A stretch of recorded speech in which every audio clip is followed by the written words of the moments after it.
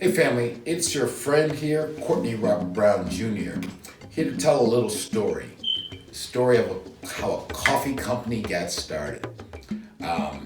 For all those who have supported Cafe Kazinga, the parent brand, and the new brands that are out, Nubian Joe, or Wakanda Gold, or Kazinga Coffee, thanks for your support. But people of all, we've been doing this now, importing this coffee for about 3 years, and people are, when something happens and you're the one living it, sometimes you don't realize maybe how extraordinary, how different it is. So I've never really had opportunity to flesh out how we got into the coffee business and how it's manifested itself into now blackcoffeeboys.com, the creation of the Black Coffee Cartel, and all the exciting things we got going on in 2019. So let's go fast forward or fast reverse back to 3 years ago. So we're talking about 2016. My mentor, who had played football in the 60s at the University of Michigan, ran into one of his old teammates from one of the 1964, I believe, Michigan Rose Bowl championship team. And in this conversation, he asked him, how's things going? They went and got caught up on things. And my mentor's teammate went to explain to him that his daughter was now living in Africa, in a country called Angola, which is located in Southwest Africa. And then he went on to say that his daughter had been living in Angola for some 20 years, that while she was there, she actually had met and then ended up marrying a gentleman from Angola, and that his daughter and the gentleman from Angola got married. They went and moved back to Angola. The gentleman had then started a banking career after getting his MBA from the University of Michigan and his MBA and getting degrees in finance. He went back to Angola and got involved in the oil industry, and then it transitioned from the oil industry into international banking. And in the process of him doing very well for himself, actually he had grown up in a coffee family in Angola. And for the history of it, Angola at one time was like the world's third largest coffee producer. Angola was a Portuguese colony for like 400 years. And under Portuguese rule, they took coffee beans from another one of their colonies, which was Brazil. So they took the coffee from Brazil, took it to Angola. When they started planting coffee in Angola, they discovered that the climate, altitude, rivers, streams, all of the factors, mountains, it was the perfect climate to grow coffee in. So the Angolan coffee bean became world famous. The Portuguese ended up distributing it and selling it all over the world. And for 400 years, Angolan coffee was one of the dominant coffees in the world. So fast forward, Portugal ends its rule in Angola. The Angolans finally are able to get their independence in 1975 after a long war for independence against the Portuguese. At that point, when the Portuguese leave, they take with them all of their coffee infrastructure and all of their coffee culture. Then a civil war ensued right after that. So Angola went from being one of the world's major coffee producers to not producing any coffee. So the gentleman I'm speaking about is named Mr. Miguel. Mr. Miguel had grown up in a family that was involved in the coffee industry, on a low level, like helping just like grow coffee during Portuguese rule. So now Mr. Miguel had done well for himself, and he went and he bought a large amount of land in a coffee producing region in northwest Angola, and had started a coffee co-op, organizing all of the local, small, independent coffee farmers, organizing them into a cooperative, and then it started a company called Cafe Kazinga, which he started distributing in South Africa, and then started distributing it in Angola, then eventually started distributing it in South Africa. And so this is like in 2010 now. And he really was taking the lead in reintroducing Angolan coffee and diversifying the Angolan economy. So my mentor tells me this story, and he says this guy, Mr. Miguel, according to his teammate, Mr. Miguel's father-in-law is always interested in the U.S. market and looking for some, in particular, not just African-American entrepreneurs, but that would be a bonus that he could do some business with. Well, me being kind of a serial entrepreneur and, I've traveled the world and in my apparel days, going to Asia and importing things from Asia, textiles. When I heard about the opportunity to meet the guy, I was like, well, shoot, no brainer. Let's do it. 2 weeks after that conversation, I was on a plane with Mr. Reed, who was Mr. Miguel's father-in-law, and we were on our way to Luanda, which is the capital of Angola. So I stayed there 2 weeks in Mr. Miguel's estate.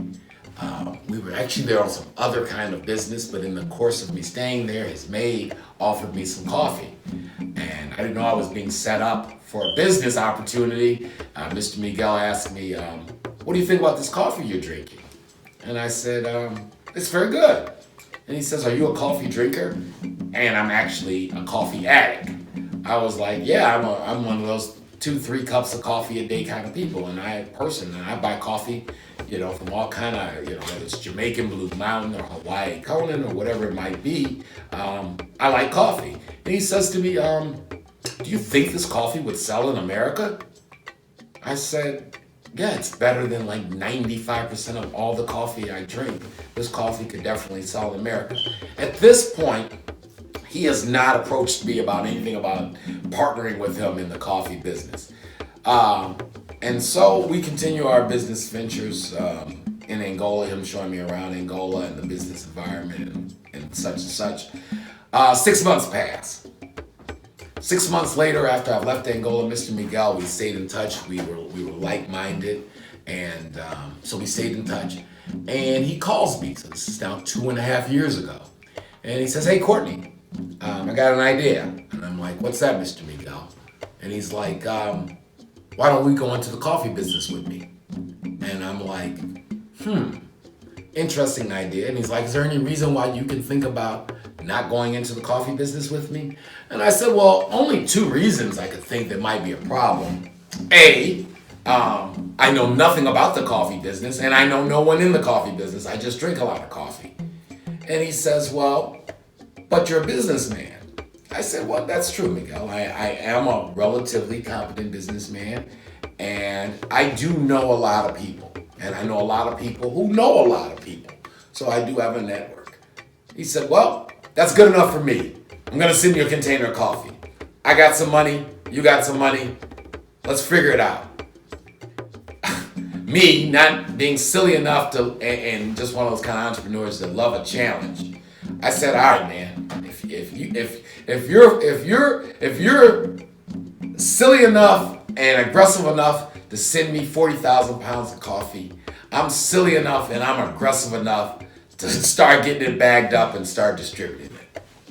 And lo and behold, what we did not know until that first container was approaching American shores and the Angolan embassy reached out to me, was that this was the first non-petroleum, Angola's a very big oil country, it's an OPEC nation actually, the first product that was not oil that had ever left Angola as an independent country to the United States.